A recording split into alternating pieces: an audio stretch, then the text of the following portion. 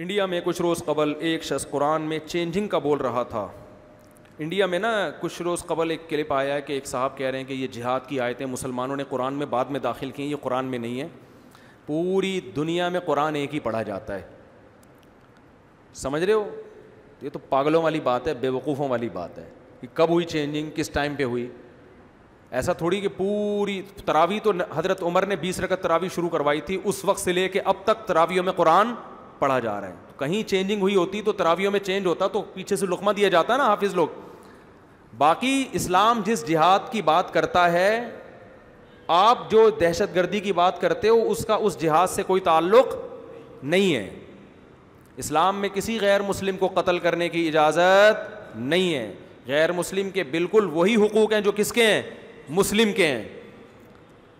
اس کی بالکل اجازت نہیں ہے. بلکہ قرآن تو نبی صلی اللہ علیہ وسلم نے تو غیر مسلم جو رہتے ہیں ان کے اتنے حقوق بیان کیے کہ کسی ذمی نے جو آپ کی ریاست میں غیر مسلم رہتا ہے, آپ صلی اللہ علیہ وسلم نے فرمایا جو اس پہ ظلم کرے گا قیامت میں اس کی طرف سے میں بدلہ لوں گا, او کما قال صلی اللہ علیہ وسلم. تو یہ چاہتے ہیں کہ جہاد نکال دیں تاکہ ابھی نندن اگر وہاں سے آئے تو ہمارا پائلٹ اڑے ہی نہیں. یہ جو اسلام میں قرآن میں جہاد ہے نا, یہ ہے کہ اگر ابھی نندن, میں ابھی نندن کی عزت کرتا ہوں کیونکہ اس نے ہماری آرمی کی بھی تعریف کی اور پاکستان کی بھی, ایک کردار کے طور پر میں اس کا نام لے رہا ہوں. یہ لوگ چاہتے ہیں قرآن سے جہاد نکالو تاکہ ابھی نندن جیسا کوئی جب جہاز لے کے اڑے اور ہمارے ملک پہ حملہ کرنے کے لیے آئے تو ہمیں موٹیویشن کے لیے قرآن میں کچھ بھی نہ ملے. ہمیں قرآن میں یہ ملے کہ اگر کوئی شخص تم پہ جہاز لے کے حملہ کرتا ہے تو اس کے لیے رات کو تہجد میں اٹھ کے دعائیں مانگو. یہ چاہتے ہیں کہ ہم ایسے ہو جائیں. تو بھائی ہمیں تو موٹیویشن کہاں سے ملے گی؟ قرآن سے.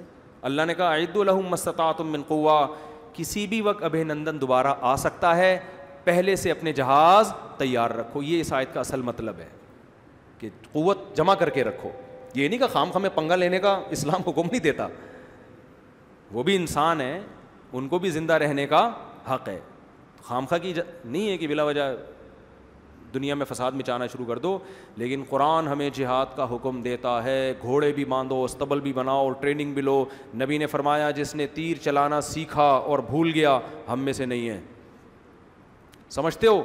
وجہ اس کی ہے کہ اسلام کو پتہ تھا کہ ابھی نندن آتا رہے گا تو ہمارے پائلٹ بھی ان آیتیں کو پڑھ پڑھ کے اڑتے رہیں گے اور چائے کے ہوٹل بھی چلتے رہیں گے, دودھ پتی کے مزے بھی آتے رہیں گے. تو یہ اسی وجہ سے ہے قرآن میں ہمیں موٹیویشن ملتی ہے, اپنے ملک کا دفاع کرنا ہے تو یہ ہمیں تو یہ تو چاہیے نا. اور یہ صرف اس سے مسلمان کو نہیں موٹیویشن ملتی. اسلام میں جہاد کا تصور کیا ہے؟ ظالم کے خلاف, مظلوم کی مدد کے لیے, ظالم کے خلاف. یہ تو دنیا میں امریکہ بھی یہی کہتا ہے, جاپان بھی یہی کہتا ہے کہ مظلوم کی مدد کرو. کس کے خلاف؟ ظالم کے خلاف. تو وہ مدد کبھی محبت سے ہوتی ہے, کبھی لڑ کے ہوتی ہے. تو یہ ہے. تو باقی جو کوئی دہشت گردی میں آیتوں کو لے کے جا رہا ہو تو وہ غلط وہ اپنے مطلب کے لیے آیتوں کا غلط مطلب نکال رہا ہے نا, اس کو تھوڑی اسلام اپریشیٹ کرتا ہے. وہ تو قرآن میں بہت سے لوگوں نے غلط تفسیریں کر کے اپنے مطلب کی چیزیں لے لی ہیں. جیسے 4 شادیوں والی بات تو قرآن سے لے لی, عدل اور برابری والی بات قرآن سے نہیں لیتے. ایسے لوگ بھی ہیں شادی کرتے ہیں, بیوی کا خرچہ نہیں اٹھا رہے.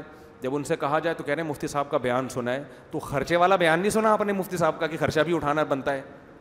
اپنے خرچے پہ لڑکیوں کو کیا بناؤ, اپنی بیوی کو ڈاکٹر بناؤ, یہ والا نہیں سنا ہوتا انہوں نے.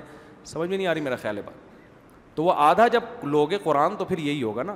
جیسے قرآن میں آتا ہے کلو وشربو, کھاؤ اور پیو, یہ والا لے لیا. آگے ولا تسرفو, اسراف مت کرو, فضول خرچی مت کرو, یہ والا نہیں لیا. دعائیں قرآن میں بہت ساری ہیں, آپ نے صرف یہ والی لے لی, ربنا انزل علینا مائدۃ من السماء, اللہ آسمان سے دسترخوان نازل کر دے. سمجھتے ہو کہ نہیں سمجھتے؟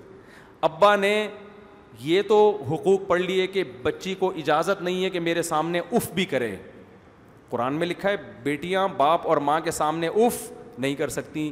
لیکن ابا نے حدیثوں میں جو یہ آیا ہے کہ بچی کی مرضی کے خلاف اس کی شادی مت کرو, یہ والی حدیثیں ابا کو معلوم نہیں ہوتی. تو یہ فالٹ اسلام کا نہیں ہے, یہ فالٹ ہمارا اور آپ کا ہے کہ ہم اپنے مطلب کا اسلام لیتے ہیں. تو اسی طرح اسلام میں جو جہاد کی آیتیں ہیں اس میں مقصد مظلوم کی مدد ہے, لیکن اگر کوئی ان آیتوں کی غلط تشریح کر کے دنیا میں دہشت گردی پھیلاتا ہے, فساد پھیلاتا ہے, تو یہ نہ قرآن کا قصور ہے نہ اسلام کا قصور ہے, بلکہ یہ اس شخص کا قصور ہے جو قرآن کی آیتوں کو غلط مطلب میں لے کے جا رہا ہے. آدھی آیتیں لے رہا ہے, آدھی نہیں لے رہا. سمجھتے ہو کہ نہیں سمجھتے؟ اللہ عمل کی توفیق عطا فرمائے.